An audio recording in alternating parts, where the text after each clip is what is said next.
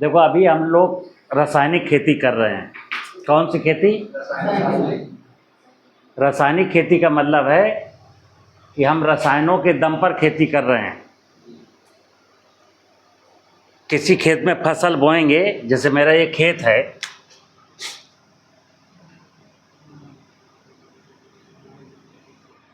इस खेत में हम कोई भी फसल बोते हैं तो हमें रासायनिक उर्वरकों की ज़रूरत पड़ती है।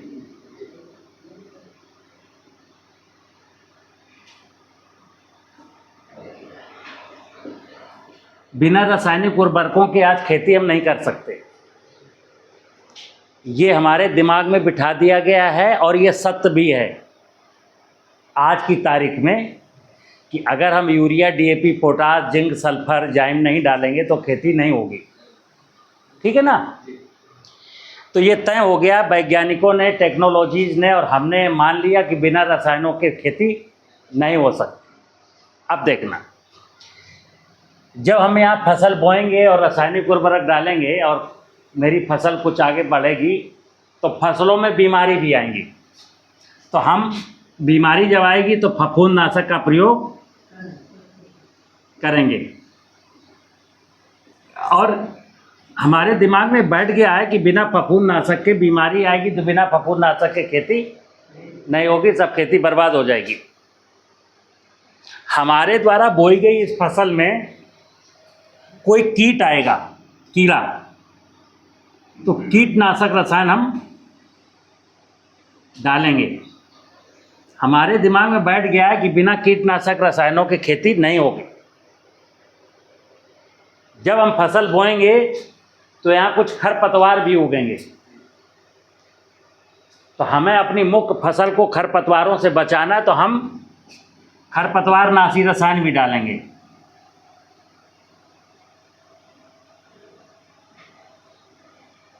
हमको टेक्नोलॉजीज ने बताया कि भाई वीडीसाइड तो डालना पड़ेगा। देखो साफ सी बात, नहीं तो फसल नहीं होगी।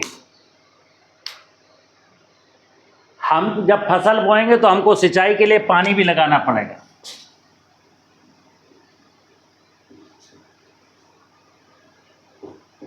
हमें पता है कि हमको इस फसल में 6 पानी लगाने पड़ेंगे।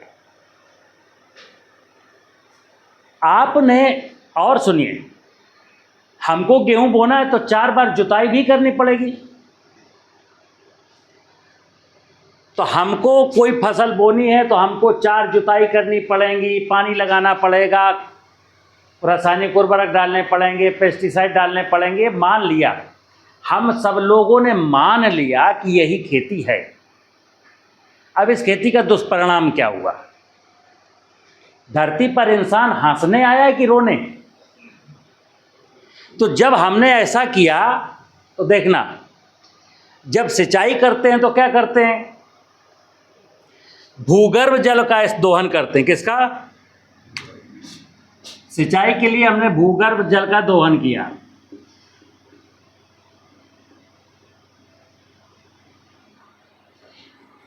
और रासायनिक उर्वरक डाले तो क्या हुआ? जो हमारा खेत था उसकी भौतिक गुण उसके बिगड़ गए। आप जानते हैं ना, जब डीएपी हमारी अनसोलिल फार्म में कन्वर्ट हो जाएगी तो ज़मीन को हार्डनेस, कठोरता प्रदान करेगी। फिर हमने फफूंदनाशक डाले, कीटनाशक डाले, खरपतवारनाशक डाले, तो बायोडाइवर्सिटी का हानि हुआ, मतलब जैव विविधता मेरी नष्ट हो गई। आज देश में हम लोग 3.5 लाख करोड़ का 3.5 लाख करोड़ रुपए का रासायनिक उर्वरक डालते हैं। और ये जो 3 पेस्टिसाइड लिखे हैं, रिकॉर्ड के अनुसार 2,65,000 करोड़ का ये डालते हैं जो कागज में है, और जो कागज में नहीं है, नंबर 2 का है, तो उस हिसाब से होता है 6 लाख करोड़ का। अब आप बताओ, जब हम अपने 14 करोड़ हेक्टेयर ज़मीन में, देश में कुल 14 करोड़ हेक्टेयर ज़मीन है और 14 करोड़ लगभग किसान है, एक किसान पर एक हेक्टेयर ज़मीन पड़ती है, और इसमें से हम 9.5 लाख करोड़ रुपए का रसायन डालते हैं। और हमारी जो टोटल उपज का जो वॉल्यूम है, अगर हम मनी के रूप में देखें, कृषि उपज, सारी कृषि उपज, सारे अनाज, सारा दलहन, सारा तिलहन, सारी सब्जियां, सारे फल, सारे ड्राई फ्रूट्स, सारे मसाले, तो उसका जो टोटल वैल्यू है 22 लाख करोड़ की है। 22 लाख करोड़ पैदा करने के लिए हमने 9.5 लाख करोड़ रुपए का रसायन डाला है। तो हमारी नेट आमदनी कितनी हुई? 11.5 लाख करोड़। अभी इसमें मैंने ट्रैक्टर मैकेनाइजेशन नहीं जोड़ा, सिंचाई का बिजली का बिल नहीं जोड़ा, पंप सेट का डीजल नहीं जोड़ा, बहुत सारी चीज़ें नहीं जोड़ी। जब हम इतना पैदा करने के लिए इतनी लागत लगाएंगे, अगर हम इसमें सिंचाई का पानी, कृषि यंत्र, मजदूरी सब जोड़ लेते हैं तो किसान को क्या मिलता है? किसान कहता है साहब खेती में हमको रोटी मिल जाती है और भूसा बच जाता है। रोटी मिल जाती है और भूसा, पशुपालन वाले से, जो कोई गाय भैंस का दूध पैदा करता है, दूध बेचने वाले से पूछो कि आपको दुग्ध उत्पादन में, पशुपालन में क्या मिलता है, तो कहता साहब बस ये समझ लो कुछ खर्चा चल जाता है और गोबर बच जाता है। दिक्कत क्या है कि रासायनिक खेती में किसान की कमर टूट गई। जितना पैदा करता है उसका 80% वो बाजार में ले जाता है। तो आज की तारीख में एक शब्द आया प्राकृतिक खेती। पहले चला था जैविक खेती, 20 साल जैविक खेती चली, अब शब्द आया प्राकृतिक खेती। एक्चुअल इसका नाम क्या है? इसका नाम है कार्बनिक खेती और सजीव खेती। कार्बनिक खेती, जो हमारा खेत है, तो इसमें 2 चीज़ों की ज़रूरत है, एक कार्बन की, दूसरी जीवाणुओं की।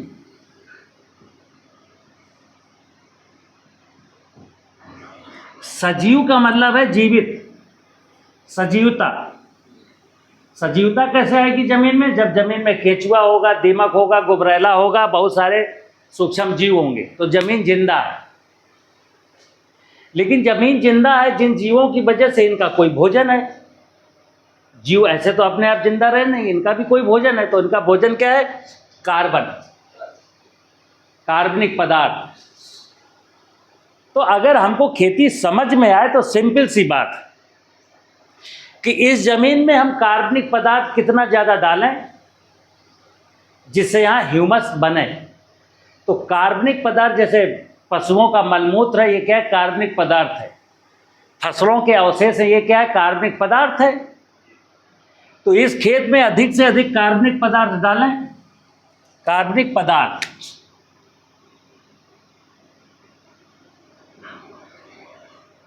इस खेत में मैं अधिक से अधिक कार्बनिक पदार्थ डालूं और इस कार्बनिक पदार्थ को ये जीवाणु जो है ना, ये खाएं, और खाने के बाद क्या बनाए? जीवांश कार्बन बने।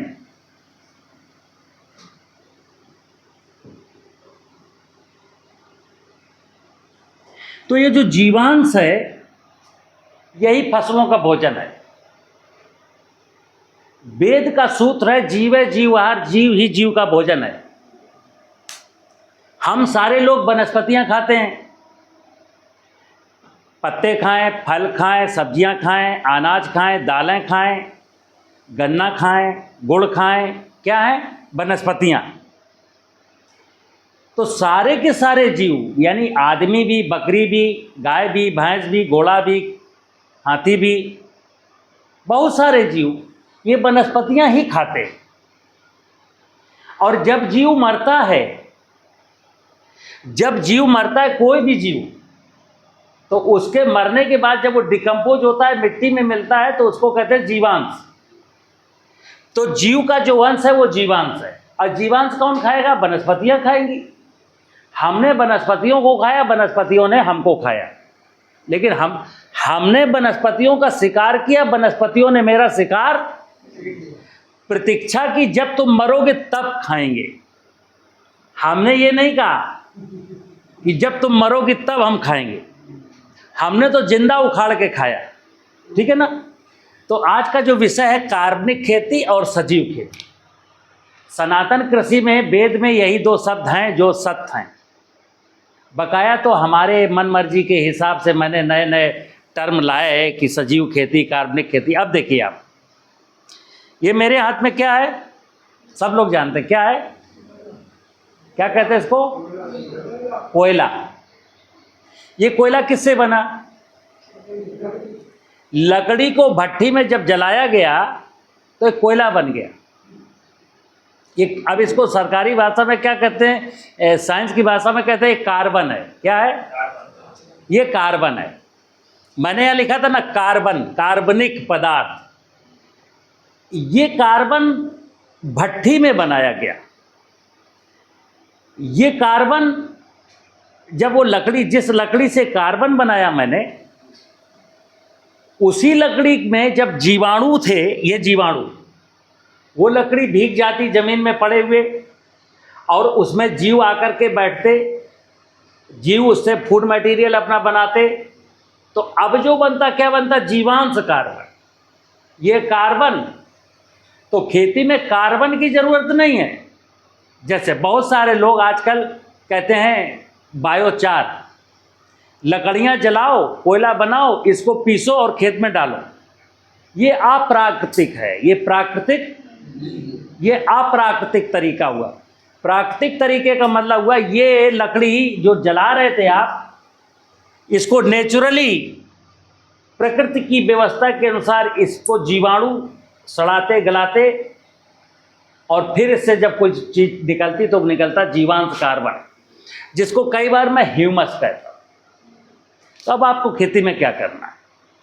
खेती बिल्कुल सरल है। क्या करना है खेती में? देखिए आप, ये आपका खेत है। अब हमने कहा कि मुझे रासायनिक उर्वरक न डालने पड़े, किसान फायदे में कैसे आएगा? उन्नत खेती, मध्यम बान, निश्चित चाकरी, बीक निदान। आज के ठीक 70 साल पहले खेती को उत्तम व्यवसाय का दर्जा प्राप्त था। कारण क्या था कि ये जो जमीन थी हमारी, ये जमीन इतनी रिच थी। देखना आप, यहाँ बुजुर्ग लोग बैठे हैं। आज के ठीक 50 साल पहले इस जमीन में रबी के सीजन में हम क्या बोते थे? जौ, चना, मटर, मसूर, राई, अलसी। गेहूं नहीं होता था मेरे यहाँ। गेहूं मेरे देश की फसल नहीं है। और मैं अगर कहूं देश का सत्यानाश अगर किसी ने किया तो गेहूं नहीं। गेहूं ने कितने नुकसान किए? आपका स्वास्थ्य खराब किया। गेहूं की रोटी से मनुष्य को कॉन्स्टिपेशन हुआ। गेहूं के भूसे से आपके दुधारू जानवरों का दुग्ध उत्पादन कम हुआ। गेहूं की खेती से भूगर्भ जल स्तर, ये जो जमीन के नीचे के पानी का दोहन है ना, ये पूरा का पूरा गेहूं से हो रहा है। तो हमारे लिए पानी मैंने खत्म कर दिया गेहूं को करके। गेहूं खा करके मैंने अपना स्वास्थ्य खराब कर लिया और गेहूं का भूसा खा करके मैंने अपने पशुओं का स्वास्थ्य। चलिए मैं दूसरी ओर ले चल रहा था। जब मैं जौ, चना, मटर, मसूर, राई, अलसी बोता था 50 साल पहले, तो कोई किसान पलेवा करता था क्या? पलेवा की जरूरत नहीं थी। बरसात की नमी में मैं इसमें गेहूं, जौ, चना, मटर, मसूर बो देता था। कोई आदमी सिंचाई करता था क्या? नहीं, क्योंकि जमीन में नमी थी। कोई आदमी ना तो फफूंदनाशक डालता था ना कीटनाशक डालता था। क्यों? क्योंकि जमीन जिंदा थी। जमीन में ऐसे माइक्रोब्स थे जो बीमारी लगने ही नहीं देते थे। खेत की मेड़ों के आसपास पेड़ थे जिसमें चिड़ियां थी, वो कीटों को आने ही नहीं देती थी। और घर में हमारे पालतू पशु थे, तो फसल के बीच में खड़े हुए खरपतवारों को उखाड़ करके लाते थे, पशुओं को खिलाते थे। पशु दूध दे जाता था और गोबर खेत में पहुंच जाता था। कहाँ थी प्रॉब्लम? प्रॉब्लम कहीं नहीं थी। प्रॉब्लम आई हमारी सोच में। हमारी सोच बदल गई। सोच किसकी हो गई? कैसे हम ज़्यादा धन कमाएं। तो आपको धन कमाने का लालच दिया लोगों ने, टेक्नोलॉजी वालों ने। यूरिया डालोगे तो ज़्यादा पैदावार बढ़ेगी, अगर कीड़ों को मार लोगे तो पैदावार बहुत अच्छी हो जाएगी, अगर कोई बीमारी नहीं आएगी तो सुभान अल्लाह। तो हमको तो ये बताया गया कि ऐसा कर लोगे तो ऐसा, ऐसा कर लोगे तो ऐसा, ऐसा कर लोगे तो ऐसा। हुआ क्या? जो लोग ये पंप सेट बेच रहे थे, उर्वरक बेच रहे थे, फफूंदनाशक बेच रहे थे, कीटनाशक बेच रहे थे, खरपतवार नाशक बेच रहे थे और नाना प्रकार के इनपुट बाजार में बिकते हैं, जो बेच रहे थे वो करोड़पति हो गए और जो खरीद रहे थे वो कर्जदार हो गए। आप कर्जदार हो गए ना, देश का किसान कर्जदार है, हर किसान के ऊपर कर्जा चढ़ा है। तो मैं क्या कहता हूं, सजीव कार्बनिक खेती, सजीव खेती क्या सिखा रही है आपको देखना। अगर हमने कार्बनिक खेती, सजीव खेती को समझ लिया तो मेरा कर्जा कल उतर जाएगा, हमारे ऊपर कोई कर्जा नहीं रहेगा। इसको क्या बोलते हैं हम? वैसे तो बोल देते हैं खेत, रियलिटी में क्या है? इसको कहते हैं धरती माँ।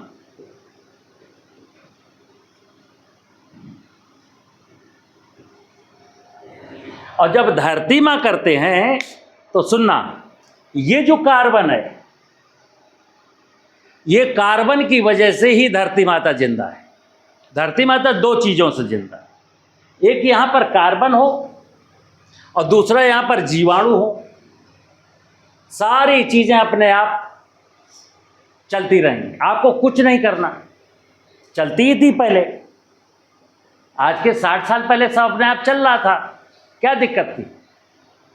लेकिन लोग कहेंगे कि 60 साल 70 साल पहले देश में खाद्यान्न की कमी थी, इसलिए हमको ये सब चीजें लानी पड़ी। तो मैं उनसे कहता हूं कि आप 70 साल पहले का इतिहास क्यों देखते हो?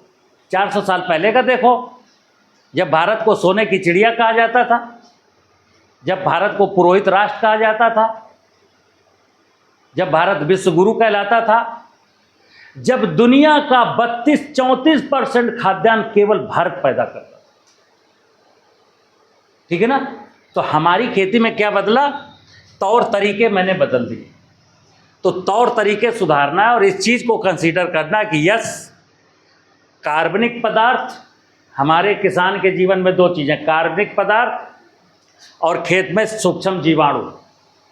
आज जीवामृत का नाम आप लोग सुन रहे हैं। जीवामृत क्या है? जीवामृत है वो सूक्ष्म जीवाणु जो कभी आपकी इस जमीन में हुआ करते थे और आज नष्ट हो गए।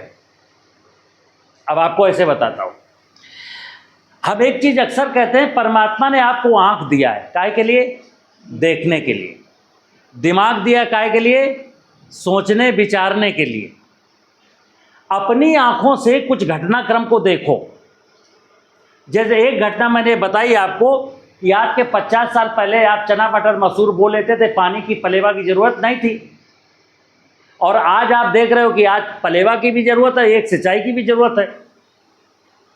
तो देखो ना क्या हुआ। क्या यही जमीन का टुकड़ा 50 साल पहले इसमें चना बोते थे और पलेवा नहीं करते थे, पानी नहीं लगाते थे।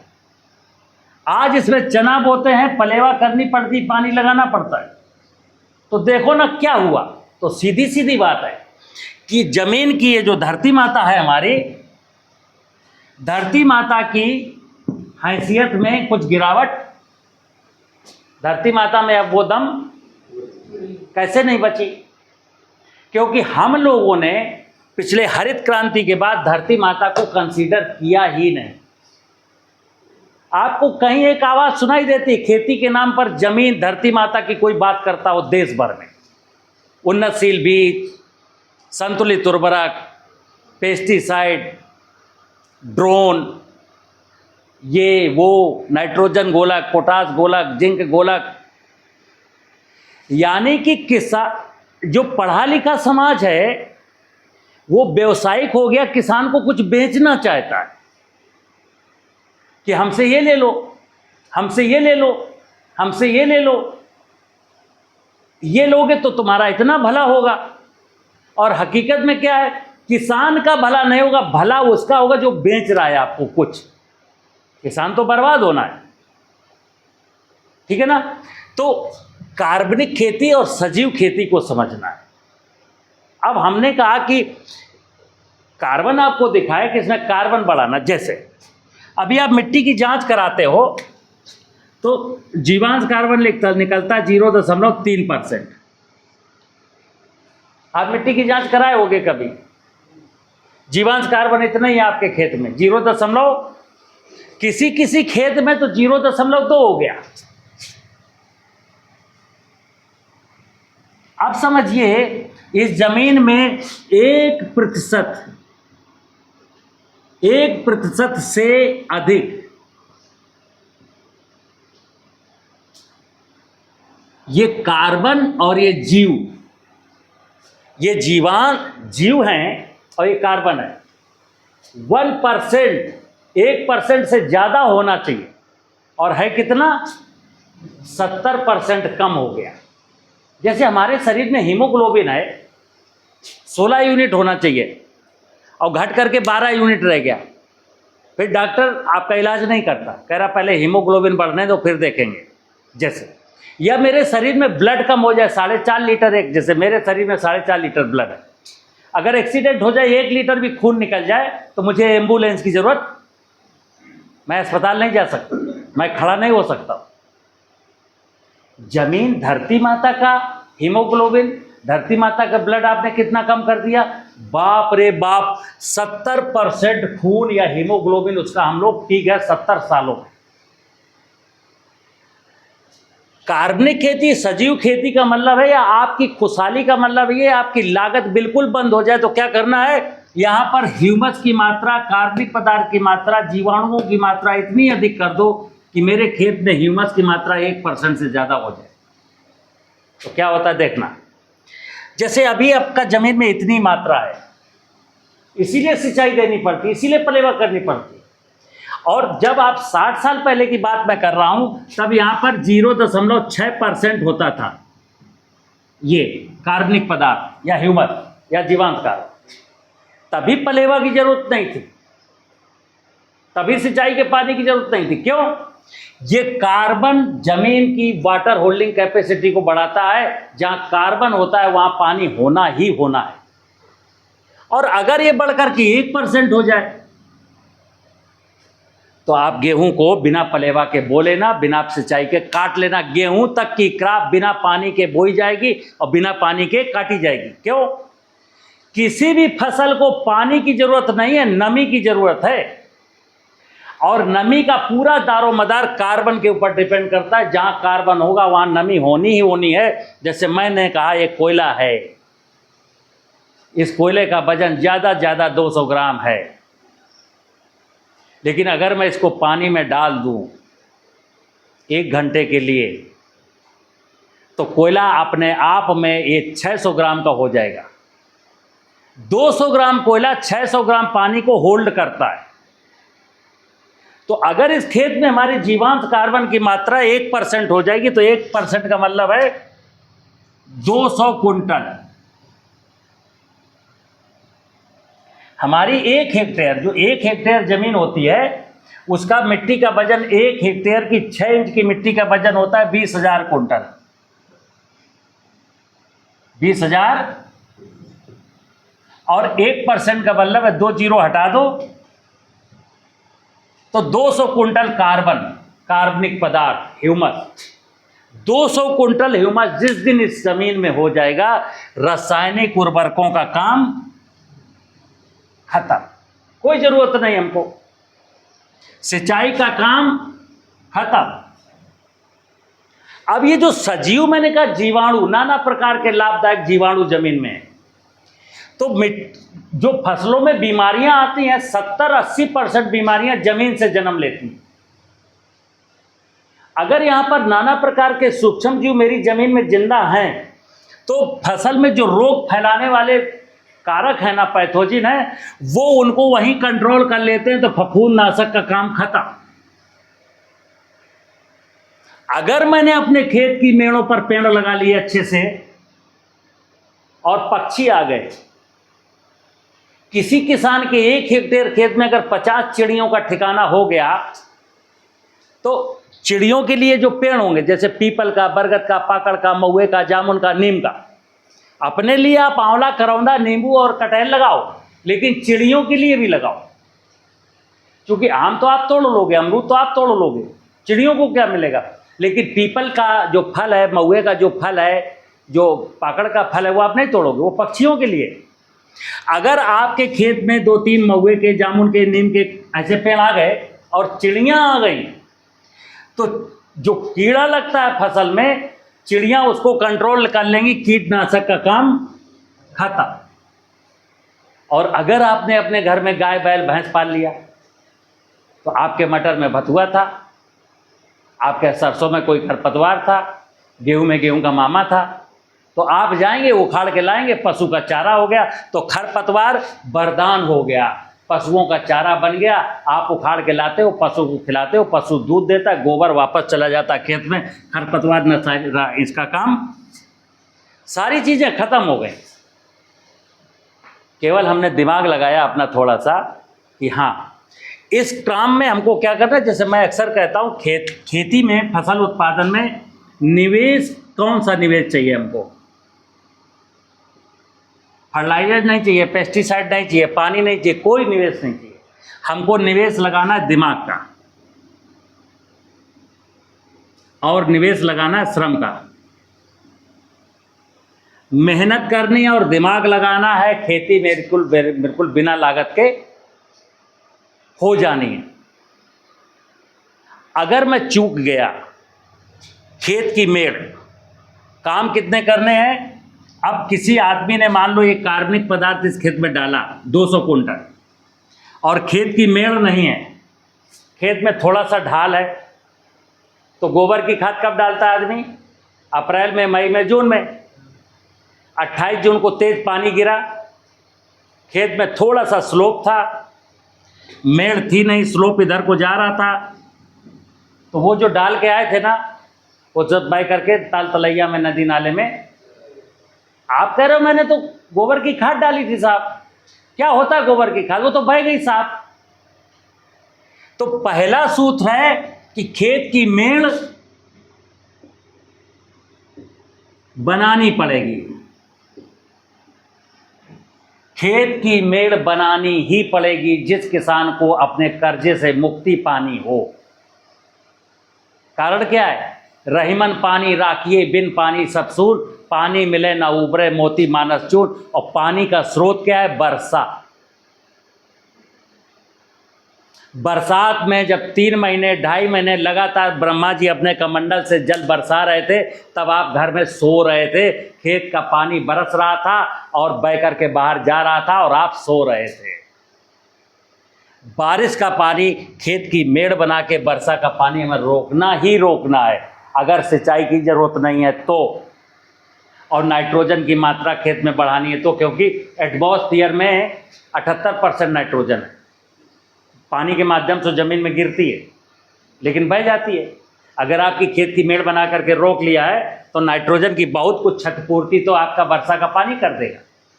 दूसरा, वर्षा का पानी यहाँ रुकेगा तो फिर जो आप पलेवा कर रहे थे उसकी ज़रूरत नहीं पड़ेगी। वर्षा का पानी रोक लेने से ही पलेवा की जरूरत। अगर अर्ली अक्टूबर के महीने में आप चना, मटर, मसूर बोने जा रहे हो, तो वर्षा की नमी में बो सकते हो, पलेवा की जरूरत। लेकिन जिस खेत की मेड़ नहीं है और पानी बह गया है, वहां आपको पलेवा करके ही बोना, तो मेड़ बनानी पड़ेगी। और मेड़ पर पेड़, मेड़ पर वृक्ष लगाने ही पड़ेंगे। बात समझ गई? और घर में पशु पालने पड़ेंगे। कारण समझिए, इस खेत में मित्र अगर चना बो करके, गेहूं बो करके आप रईस बनना चाहते हो तो संभव नहीं है। खेती का मतलब फसल उगाना नहीं है। खेती का मतलब फसल उगाना नहीं है।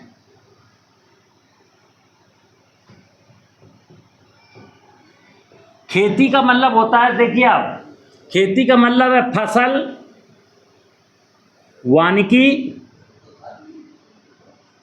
हल, पशु। क्योंकि आपको ज़्यादा से ज़्यादा समय खेत में रहना है। अगर पशु नहीं होंगे तो आप खेत पर नहीं रहेंगे, खेत में पेड़ नहीं होंगे तो आप खेत में नहीं रहेंगे, खेत में अगर गेहूं की केवल खेती है तो खेत में नहीं रहेंगे। खेत में कुछ फलदार पेड़ हैं, खेत में कुछ सब्जियां उगाई हैं, खेत में कुछ छायादार पेड़ हैं, खेत में चिड़ियां हैं। आप खेत निश्चित जाओगे, आपको खेत में आनंद आएगा।